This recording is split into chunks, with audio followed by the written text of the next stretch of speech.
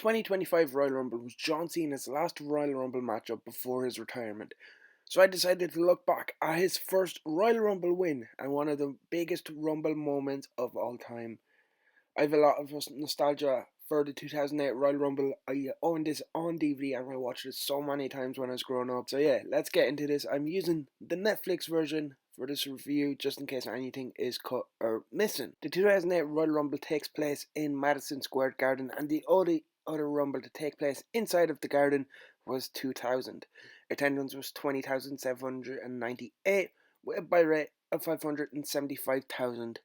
The opening package was set to Stand Up for Rock and Roll by Airborne, with clips from Royal Rumble past, then current stars brawling on the subway, which of course is the theme for the iconic poster for the event. Michael Cole then welcomes us to the 21st annual Royal Rumble. Our opening contest is a career-threatening matchup, which if Ric Flair loses, he must retire.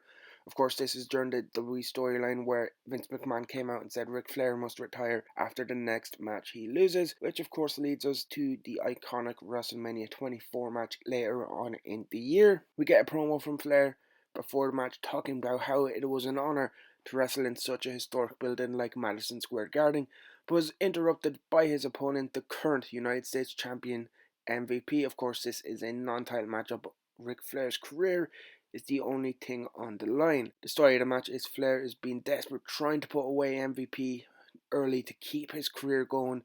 You know, he was for the figure four a couple of times, so MVP has a scout able to reverse it before Rick is eventually able to lock it in. Flair also goes for a couple of quick pin attempts, trying to roll up and backslide MVP, trying to put away his opponent quickly, while MVP mainly working over Ric Flair, but Flair would fire back with chops to turn the momentum around at times. MVP hits a big boot in the corner.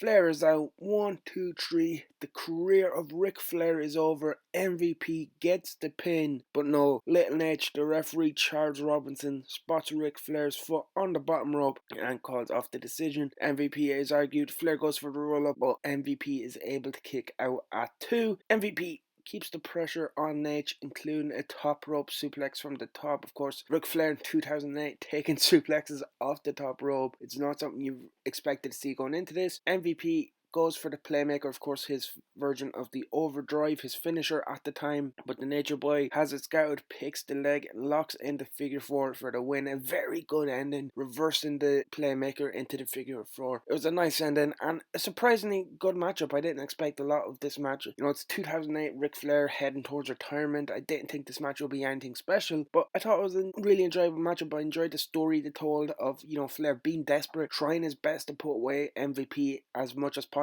going for a quick pins, going for the figure four on a number of occasions, just trying to put away Montel Vontainius Porter to keep his career alive, and yet delivering on a very surprisingly good matchup. Then we see Vince McMahon backstage with Hornswoggle. Of course, this was during the whole Vince McMahon son angle with Hornswoggle. Vince tells Hornswoggle the Royal Rumble will be every man for himself, and he cannot trust anyone in the matchup, even Finlay, and he tells Hornswoggle he is a McMahon, so he's expected to win. Finlay then enters, and you know, Vince basically tells him the same thing. He can't trust anyone, even Hornswoggle. So Vince trying to cause a bit of a divide between Hornswoggle and Finlay backstage before the Rumble match. We go back to ringside, and Jim Ross and King introduce us to Mike Adamle, who's making his WWE debut.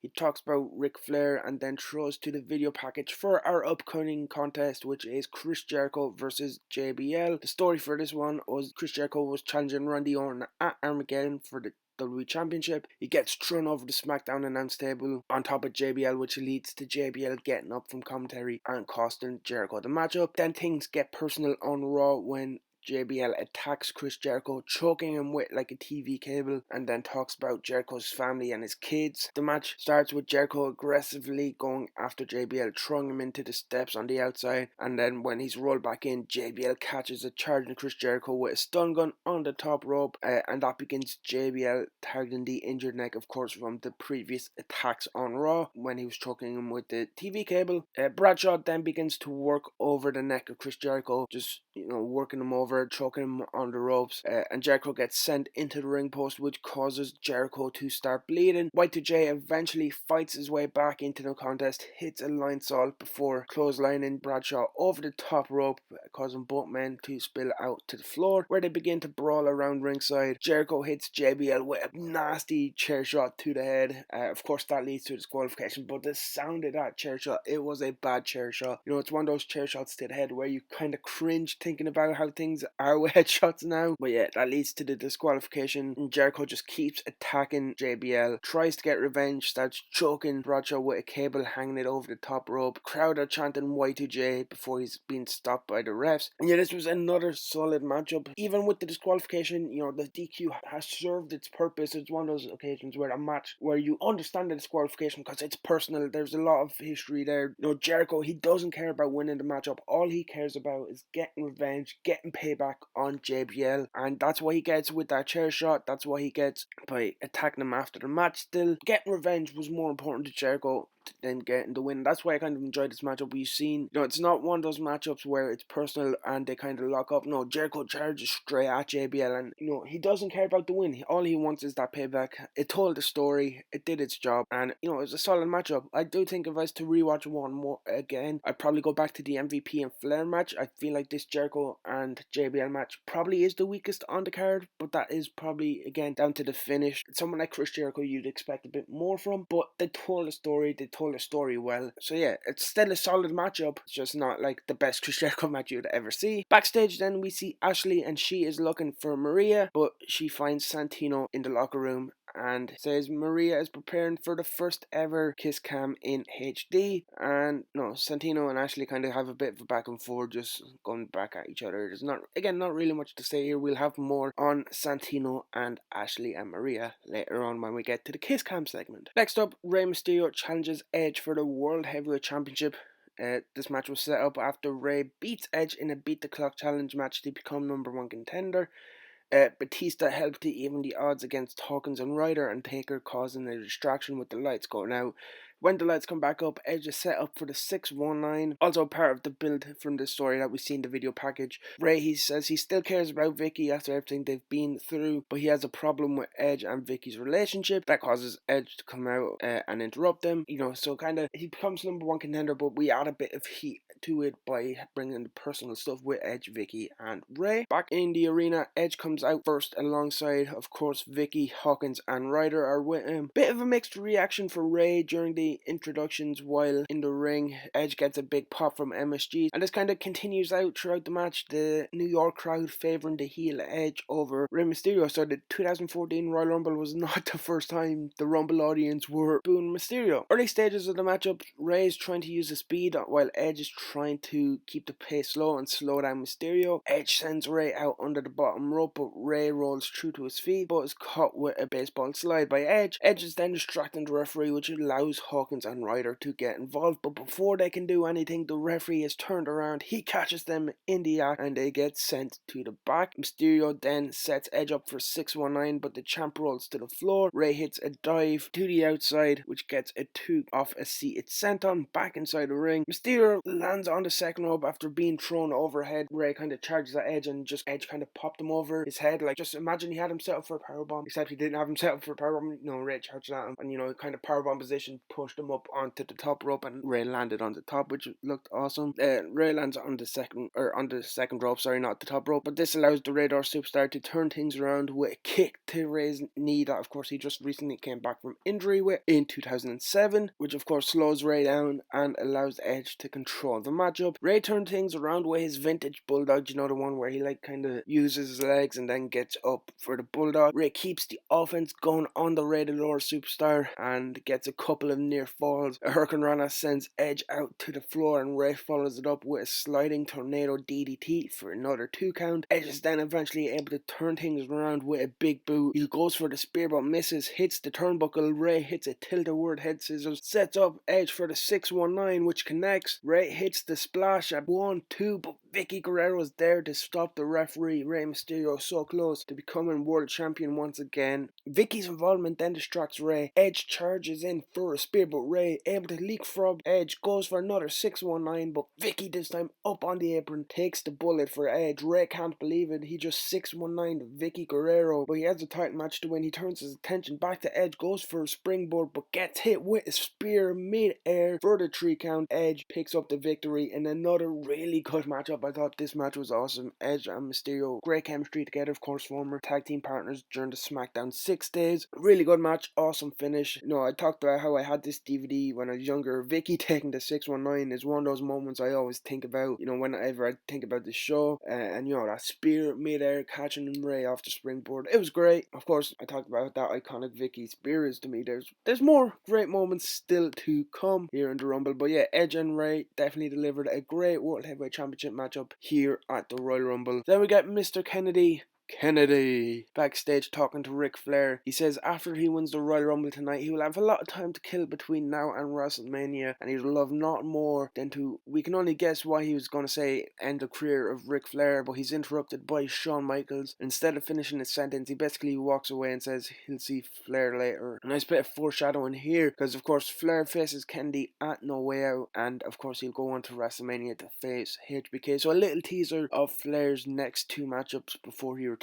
Flair says no one will be able to stop Shawn's quest tonight in the Royal Rumble, but then we see Batista and Triple H appear. Of course, former Evolution teammates of Ric Flair. They say tonight the best man will win the Rumble, and then Shawn uses this as a chance to plug his new t-shirt on TheReshop.com. Out comes Maria for the Kiss Cam segment. We're not going to waste too much time on this because there's not really much to say. Ashley then comes out and says that she got a call from Hugh Hefner, who wants to know if Maria would be interested in doing Playboy. Of course, Ashley had already done Playboy at this point, so that's probably why they used her to ask. This causes Maria's boyfriend in story to come out, Santino Marella, who tries to put a stop to it while trashing New York sports teams. Santino basically says he and Maria will end up having to discuss this and introduces Ashley to his special friend, which of course is Big Dick Johnson, who, if you watched WWE in the mid to late 2000s, you'd know all about him, and Ashley just beats him up. And then we get a WrestleMania 24 ad featuring Kelly as a lifeguard, and then some guy gets an idea and pretends to drown so he can get mouth to mouth from Kelly, but before that can happen, along comes Mae Young. So yeah, this is the standard of the women's division in 2008. We've come a long way since then to now. Of course, the women now have their own Rumble matchup. We get more from Mike Adamle, and of course we get the famous Jeff Harvey quote, even if it is cut from Netflix. You know, it's a iconic moment. I know Mike Adamle has a lot of brain trauma and stuff, so I'm not really using this as an opportunity to make fun of Mike Adamle, but the Jeff Hardy thing is, you know, it's one of those moments that will live on. We get the video package for our WWE Championship matchup, which of course is between the Viper Randy Orton defending against Jeff Hardy. The video package focuses on both men's careers and the rise of both men up until this point. Cutting to the build to this matchup, Jeff wins a #1 contendership matchup, I believe against Triple H at Armageddon, and then the video package we see Randy Orton punting Matt Hardy. We get Jeff's legendary Swanton Bomb off the Raw set onto Orton, one of those classic Raw moments. This match is WWE Championship, but it is champion versus champion. Since Jeff already holds the Intercontinental Championship, he can walk out with both belts. KG started this matchup with neither man really able to gain control and the referee having to break them up from the ropes. Jeff is able to gain the advantage with a shoulder tackle and side headlock, but Randy escapes out, but Jeff picks up the pace a bit with an atomic drop into his leg drop between the legs that he does to the midsection and hits a sliding drop kick for a 2 count. Randy gains control, tries to slow the pace down in typical Randy Orton fashion, but Jeff is able to send him to the outside and hit a baseball slide, sending Randy into the barricade. Jeff follows up with a dive to the outside. Randy grabs the belt, he's trying to leave, he doesn't want anything to do with Jeff Hardy, but Jeff stops him. Hardy sends Randy into the ring, but Randy drop kicks Jeff as he goes for a springboard, knocking him all the way to the floor on the outside. Jeff Hardy comes crashing down. Orton Orton hits a suplex on the floor, then rolls in the challenger for a 2 count. Orton slows it down again and works over Hardy. Jeff is able to fight his way back, sending Orton back to the outside and hit a diving clothesline off of the apron. Jeff charges at Randy in the corner, but Orton ducked, sending Hardy crashing into the post, allowing Randy to gain control once again, grounding Hardy with a headlock. Jeff tries to fight Ada out of it, but is caught by a power slam for a 2 count from Randy, and he keeps the pressure on Jeff before Hardy is able to again hit a clothesline and take advantage of this matchup, picking up the pace. Hits a whisper in the wind on Randy, but the champion kicks out at 2. Jeff keeps on the champion, hitting his corner dropkick and goes for the swanton bomb, but Randy rolling to the apron, but Jeff decides he's going to keep on the champion. Hits a dropkick off the top rope to a standing Orton on the apron, and Hardy follows it up with a moonsault from the top rope to the floor. Jeff looks to finish Randy Orton off with a twist of fate, but Orton counters it into an RKO from out of nowhere, and one of the best RKOs ever to retain. No, everyone talks about the RKO to Evan Bourne on Raw. Everyone talks about the RKO to Rollins at Mania 31. But one of my favorite RKOs is this one here. Just, it's so smooth. The transition from Twist of Fate into RKO, it is perfect. It's so smooth. And yeah, you know, I talked about how Vicky getting the 619 is one of the most memorable moments from this show for me. Of course, we have Cena and the Rumble matchup, which we'll get to later on. This RKO is up there. This is one of those moments I think, when I think of this show, I think of this RKO. When I think of this match, I think of this RKO. I love it. It's just so smooth. It's just the way they transition it from the Twist of Fate into the RKO. It is perfection. Yeah, this is another really good matchup. You know, the story, it's not the greatest matchup. It's not like of all time. You've probably be able to find better Jeff Hardy matches. You'll probably be able to find better Randy Orton matches. But this is like a solid 3 out of 5 stars. No, it's solid, like right in the middle. I'd actually go a bit higher. I'd say like 3.5 to 3 3/4. Because I do really enjoy this matchup, especially the finish. But the story they tell in this matchup is, you know, Randy trying to keep the pace low, trying to slow Jeff Hardy down. Whereas Jeff, he's trying to pick up the pace. He's using high risks. He's putting his body on the line with the offense in typical Jeff Hardy fashion. And I feel like that style of what they were telling this matchup plays into both men's styles perfectly. Of course, Randy, you know, he normally works that slower style, that methodical pace, you know, just slower, working over opponents, whereas Jeff Hardy does play into that high risk, high reward offense. So yeah, I feel like the story played perfectly into both men's styles up here, and I feel like that led to why I enjoyed this matchup so much. Then we get to see Taz and Joey Styles for the first time tonight. Of course, our ECW commentators are here for the Royal Rumble matchup alongside JR and King from Raw and Cole and Coach from SmackDown. They introduce us into the By the Numbers video for the Rumble matchup, and we hear from our guest ring announcer Michael Buffer. He's here to announce the Royal Rumble matchup, so let's get ready to rumble. Entrant number 1 in the Royal Rumble matchup is the 2007 Royal Rumble winner, The Undertaker, and number 2 is the runner-up of the 07 Rumble, Shawn Michaels, and these two pick up where they left off in the 07 Rumble and have a nice little opening exchange before number 3, Santino Marella, comes in. He eats a sweet chin music from HBK and Taker eliminates him, which leads to Shawn coming up right behind the Undertaker trying to eliminate him, but Taker chokeslams HBK. Just as number 4, the Great Khali, comes out and stares down with the Undertaker. Khali does his brain chop to Taker, dropping the dead man. Khali goes for a second one up against the ropes. Taker avoids it and is able to throw out Khali. In at number 5, we got Hardcore Holly. Number 6 is John Morrison, and Shawn tries to throw Morrison out. Morrison hangs on. A slam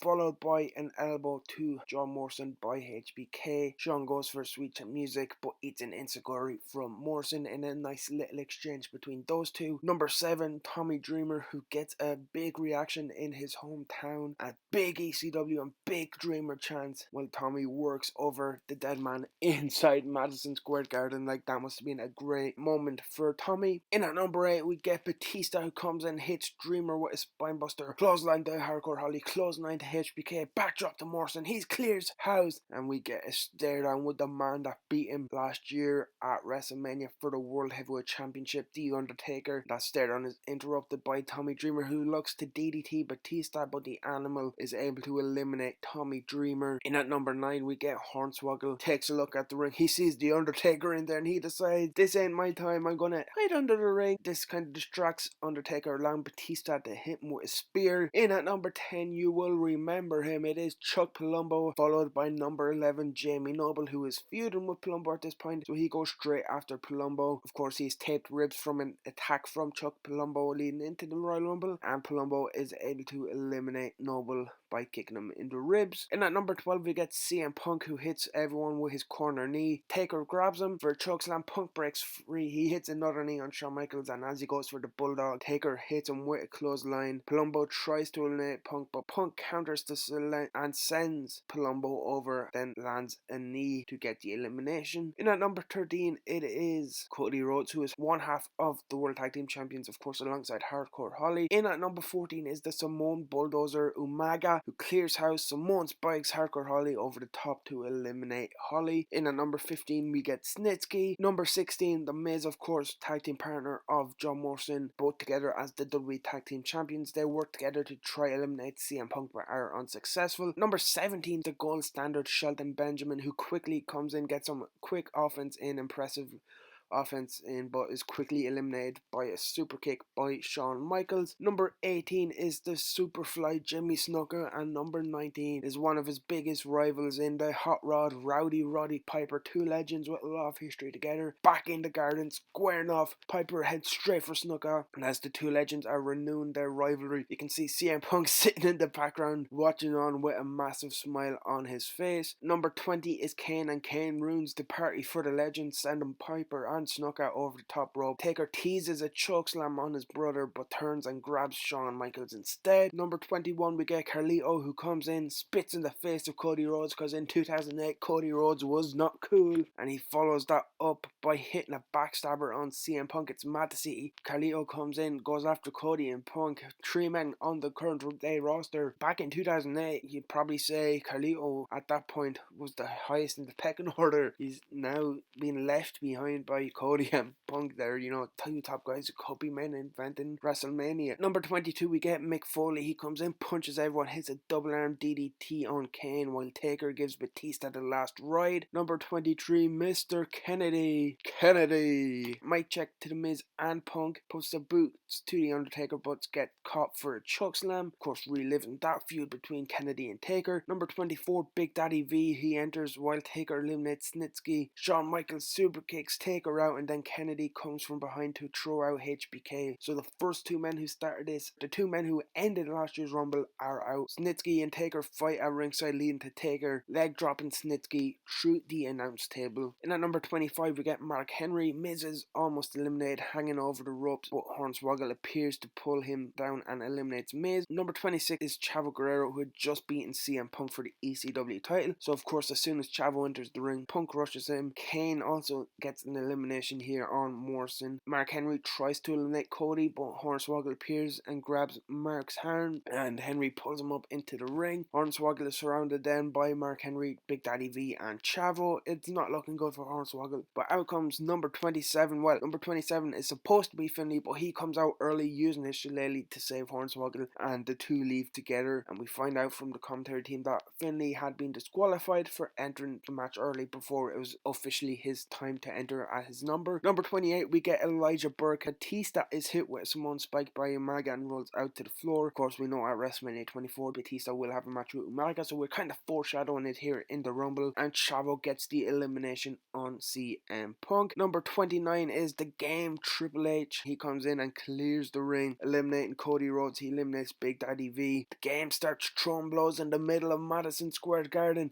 with Mick Foley. It's 2000 all over again. Foley and Triple H going at it at the Royal Rumble, and eventually Triple H throws Mick Foley into Elijah Burke, sending both Foley and Burke over the top rope. Number 30 is out. It is John Cena, one of the biggest surprises and one of the biggest returns in Royal Rumble history. Nobody was expecting John Cena to return early from his pectoral injury. You know, Cena was supposed to be out for 8 to 12 months. He comes back after 4, for half the time of the best case scenario Cena did it, and it's an insane recovery time.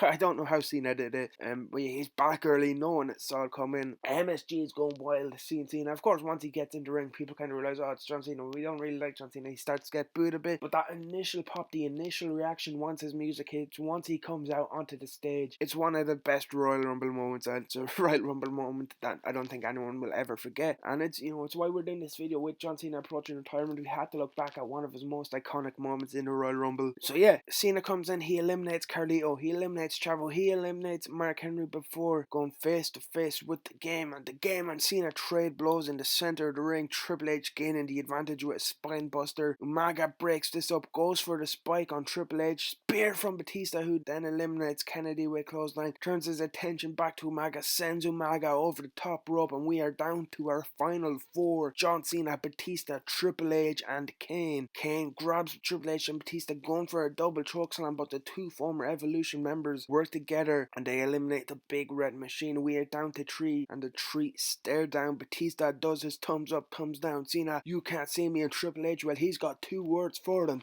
suck it. And they go at it then. Batista takes control, hitting both men with spine busters, goes for a Batista bomb on Cena, but gets hit with a backdrop. Then Triple H sends the animal out with a clothesline, and we are down to our final two. Triple H and Cena go at it. Triple H landing big punches on Cena, who eventually ducks one and drops Triple H for the 5-knuckle shuffle. Cena looks for the FU, but Triple H able to counter. The Game goes for the pedigree, but Cena this time has an escape plan. Double clothesline, dropping both men down. They both get back onto their feet. Triple H charges at Cena, but eats a big boot. Cena tries to FU Triple H over the top rope, but the Game hits a DDT on Cena. He picks Cena onto his shoulders, trying to throw out Cena, but Cena, no, he reverses. He gets the FU, no, pedigree, no, reversed once again, and Cena gets Triple H up for the FU and sends the Game over the top rope. John Cena is your 2008 Royal Rumble winner with a big return from injury, entering at number 30. Cena's back, and he's going to WrestleMania. He's going for that WWE Championship that he had to relinquish through to the injury, and Cena is back. And yeah, a very good Rumble match throughout. Telling stories, starting off with the two who ended last year's Rumble, telling the story of Taker and Shawn and them being involved in each other's eliminations. Shawn, he was trying to eliminate Taker throughout the match. He eventually gets him, and then Shawn can't believe he's finally got Taker out, and that leads to Kennedy coming up from behind, taking Shawn out. Kind of foreshadow very little WrestleMania feud. We get them ending the 07 Royal Rumble together. We get them starting in the 08 Rumble together. 09 we get the first WrestleMania match at 25. 2010 Shawn retires against Taker at Mania. So there's like a nice little tease of what is to come with those two. And then of course you get the Triple H coming out at 29. It looks like it's the Game's match to lose. He's cleaning house, and then you're thinking maybe Batista could do it, which they teased Batista and Triple H squaring off earlier with Ric Flair. Maybe one of them's going to do it. And I do think Triple H might have been the original plan if Cena wasn't to recover from injury, because Cena gets his match at No Way Out, and then at WrestleMania it's Randy Orton versus Cena versus Triple H in a triple threat. So I feel like Triple H might have been the plan, and then once Cena was cleared, they were like, okay, let's pivot, let's go with Cena winning the Rumble for that big moment and the big return, and get him involved in the title match at Mania that way. So yeah, I do think maybe the original plan would have been Triple H. And yeah, like, we get the greatest return in probably the history of the Royal Rumble. Nobody's seen it coming. Cena overcoming the odds. It's a very fun Rumble match, an iconic moment to top it off, and yeah, very entertaining Royal Rumble event as well. I enjoyed every single matchup. I was watching the show, I liked every match. I said earlier, Jericho and JBL is probably the weakest. That's probably due to the finish. They were brawling. It wasn't like a real wrestling match. It was more of a brawl, but that's what the story called for. Like, it wasn't a 5-star wrestling classic. It was like a bit of a brawl, but it was personal. It was heated. The story around that matchup called for them to do that rather than have a straight up wrestling match. So yeah, overall, really enjoyed it. Match of night, obviously, I'd give to the Rumble matchup, but if we're talking about the matchups before that, I'd give it to Edge and Mysterio. Obviously, you've seen the best moment is his return. Jeff Hardy and Randy's good. MVP and Flair surprisingly good. Jericho and JBL, it did its job. It told the story. So yeah, overall, really enjoyable Royal Rumble 2008. Definitely, if you've never checked it out, go back on Netflix and check it out while it's up. Yeah, one of the most iconic Royal Rumbles, one of the most iconic Rumble moments, and an all-round good show. And yeah, this is the first of many retro reviews I do plan on doing. I'm not sure how frequently I'll do them. Maybe once a month, maybe once every 2 weeks. I'll try getting them out as much as I can because I do want to do more videos of this style. I do enjoy them. So yeah, leave a like, comment, and subscribe. I'll see you in the next one.